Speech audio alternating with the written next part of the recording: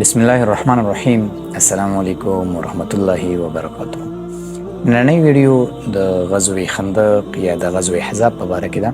په دې ویډیو کې موږ وایو چې کله دا غزوه پیښ شوې او غزوه احزاب یا غزوه خندق ورته ولې ویل کېږي. غزوه احزاب ورته د دې له امله ویل کېږي چې احزاب د حزب څخه اخیستل شوی او حزب په عربۍ کې ډلې ته ویل کېږي. په دې غزوه کې د مشرکین او د یهودو قبایل راجمع شوي پر رسول الله صلی الله علیه وسلم باندې حمله کوله. د دې له امله ورته غزوه احزاب ویل کېږي. غزوه خندق ورته د دې له امله ویل کېږي چې مسلمانانو د خپل ځان د حفاظت لپاره د ځان څخه یو لوی خندق او یو لوی کانال تاو کړی و، نو د دې له امله ورته غزوه خندق ویل کېږي. په مدینه منوره کې دوه ډله یهود یا دوه قبیله یهود اوسېدل چې یو د بنو نذیر قبیله او بل د بنو قریظه په نامه باندې و. د دوی سره د رسول الله صلی الله علیه وسلم عهد او واده وی. د بنو نذیر قبیلې د رسول الله صلی الله علیه وسلم سره عهد خلافي یا واده خلافي وکړله. رسول الله صلی الله علیه وسلم د بنو نذیر قبیله د مدینې منورې څخه جلا وطن کړه او د مدینې منورې څخه یې وویستل. په دا شرط د مدینې منورې څخه وویستل چې تاسو په داسې حال کې اوسئ چې ستاسو په اوښي څومره اجناس یا سامان باریږي تاسو به هغه له ځان سره اخلئ، باقي نور په مدینه منوره کې پرېږدئ. د هجرت په 5م کال یې له ځان سره د خیبر قبایل یو ځای کړل او د بنو نذیر د قبیلې مشر د مکې معظمې مشرکینو ته لاړ. هلته یې هغوی ته وویل په مدینه منوره کې په موږ سختي راغله، تاسو زموږ سره ونه درېدئ. همداراز په تاسو باندې حملې وشوې، موږ له تاسو سره ونه درېدو. تر څو چې موږ خپل منځ کې متفقه شوي نه یو، موږ به همداسې ماتېږو. د مکې معظمې مشرکین ډېر هوښیار خلک وو. هغوی ورته وویل تاسو اهل کتاب یې، رسول الله صلی الله علیه وسلم د قرآن دعوګیر دی، په هغه لوی کې تاسو موږ ته یو ځای کېږئ او موږ ته ماتې راکوئ. د حویی بن اخطب چې د بنو نذیر د قبیلې مشر و، هغه ورته وویل نه، هغه دین چې تاسو ورباندې روان یې دا په حق دی، نه د رسول الله صلی الله علیه وسلم دین. او د اعتبار د جوړولو لپاره یې د هغوی بوتانو ته سجدې هم وکړلې. د مکې معظمې مشرکین هم د هغوی سره یو ځای شول. رسول الله صلی الله علیه وسلم ته د خبر راغی چې کفار سره قبایل راجمع شوي دي او په مدینه منوره باندې حمله کوي. رسول الله صلی الله علیه وسلم صحابه کرام راجمع کړل او ورته یې وویل څه کول پکار دي. په دې کې حضرت سلمان فارسی رضی الله تعالی عنه رایه ورکړه. ورته یې وویل کله چې زموږ په پارس کې یو قوي قبیله په کمزورې قبیلې باندې حمله کوي، نو کمزورې قبیله د خپل ځان د حفاظت دپاره د خپل ځان څخه یو لوی کانال او یا خندق تاووي.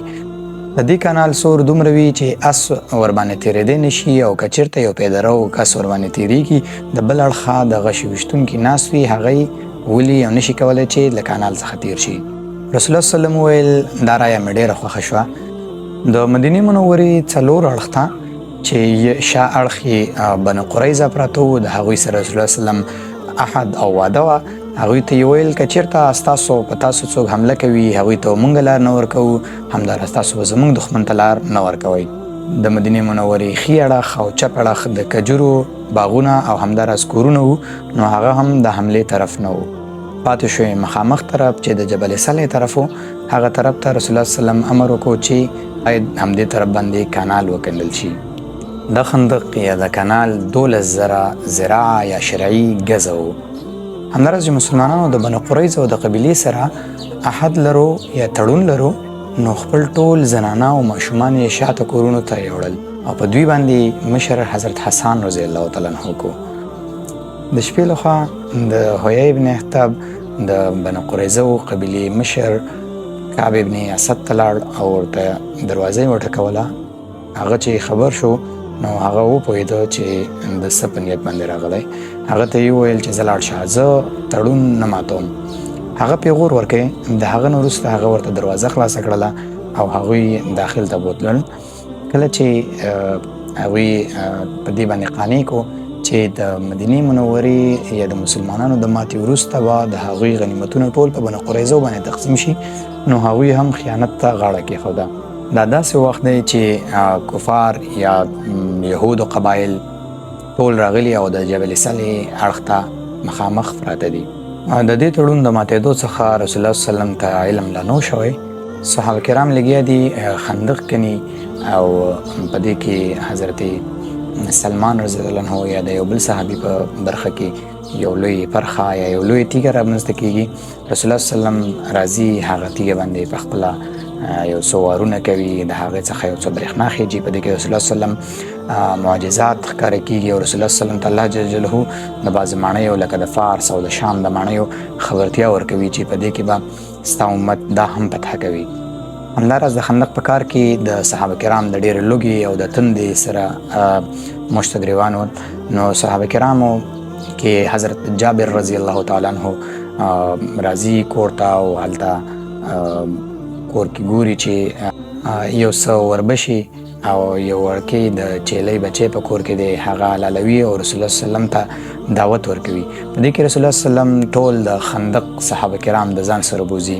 حضرت جابر رضی الله عنه فرمایي چې زه ورخطا شوم، فکر مې وکړ دومره لږ خواړه د دومره ډېرو خلکو دپاره دا څنګه به ورسیږي او څنګه به کافي شي، مګر دلته د رسول الله صلی الله علیه وسلم یو معجزه صادریږي او یو معجزه ښکاره کیږي، هغه دا چې په هغه کټوۍ کې رسول الله صلی الله علیه وسلم لاړې مبارکې توکوي او همداراز هغه اوړه چې کوم دي په هغه کې رسول الله صلی الله علیه وسلم لاړې توکوي او د هغه نه وروسته هغه ټول د خندق خلک دغه خواړه خوري، مګر هغه بیا هم نه ختمېږي. نو دا هم د رسول الله صلی الله علیه وسلم یو معجزه هلته ښکاره شوه.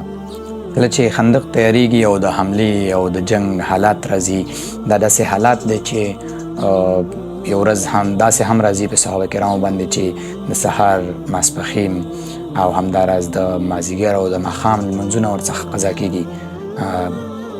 ډېر سخت د غشو او ډېر سخت حالت په مسلمانانو باندې راځي. دا و موږ سره د خندق د غزا لومړنۍ برخه. تر بیا مو په پاک او سپېڅلي ذات سپارم. والسلام.